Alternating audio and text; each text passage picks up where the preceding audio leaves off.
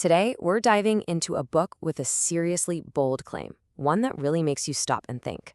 It's called Heal Without Pill by Biswarup Roy Chaudhary, and it basically proposes a way to get healthy that flips everything we think we know about modern medicine completely on its head. So, what's it all about?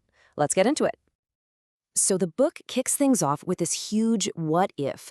What if some of the most famous figures from history, even from mythology, all knew about a single hidden secret that could cure any disease? I mean, that's a massive claim, right? Let's see how the author tries to connect those dots. To back this up, the author rolls out this incredible list of what he calls historical endorsees. And we're talking about huge names here. Lord Ganesha, Jesus Christ, Egyptian kings, even Sushruta, the ancient father of surgery.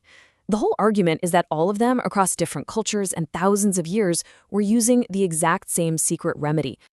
And the author gives this secret a really grand name. It's not just a remedy. He calls it the panacea on earth.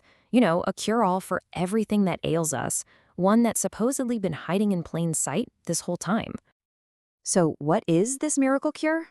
After all that buildup, all that history, the author reveals it's something you might see at your local juice bar. The big secret, the panacea on earth, is wheatgrass.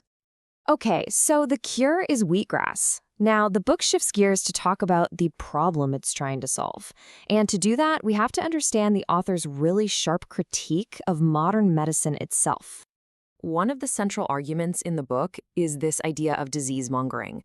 The author claims that the health industry actually profits from sickness by convincing perfectly healthy people that they're actually sick. And here's a perfect example of what he means. The book argues that normal, everyday human experiences are being relabeled and turned into medical conditions. So being shy becomes social anxiety disorder. Getting heartburn once in a while? Now that's GERD. Even just fidgeting your legs can get a diagnosis, restless leg syndrome. The point he's making is that this turns life into a series of diseases that need to be treated, which is, of course, very profitable. So this whole critique leads to a pretty obvious question. If you're getting it all wrong, what's the single biggest mistake we're making? And on this, the author is crystal clear. This quote really just sums up his entire view on pharmaceuticals. Lifeless drugs cannot give life, but definitely make life less. It's a very direct, very provocative argument against using medication to heal. To explain it, he uses this fantastic analogy. He says that taking drugs for a disease is like seeing the low fuel light on your car's dashboard and deciding to just disconnect the light instead of actually putting gas in the tank. In his view, drugs don't fix the root problem, they just turn off the warning signs. So if drugs aren't the answer, what is the root cause of disease? Well, according to the book, there are two. The first is all about what we eat, and the author gives these foods a name you won't forget: food terrorists.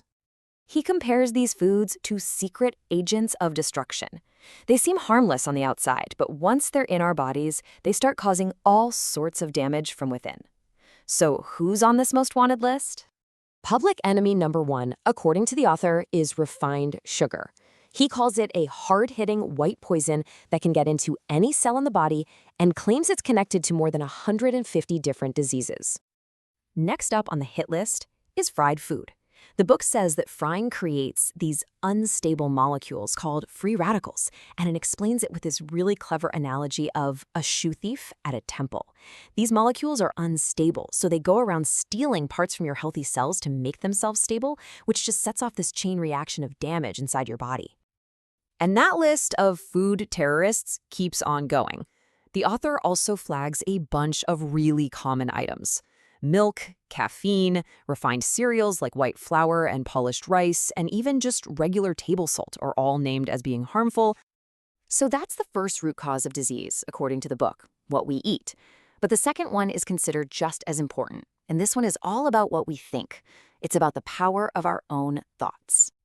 The argument here is that our thoughts aren't just these quiet, abstract things happening in our heads. The book claims they have a direct physical effect on our bodies, that a negative thought can literally become a toxic reality at the cellular level. So how exactly does this happen? Well, the book lays out this whole biochemical chain of events. It starts with a negative thought, let's say anger, which the brain detects. That signals the pituitary gland to release stress hormones, like adrenaline. This flood of hormones changes how your organs work, and if this happens over and over again, it weakens your immune system, leaving you open to disease. So the big takeaway here is summed up perfectly in this quote from the book.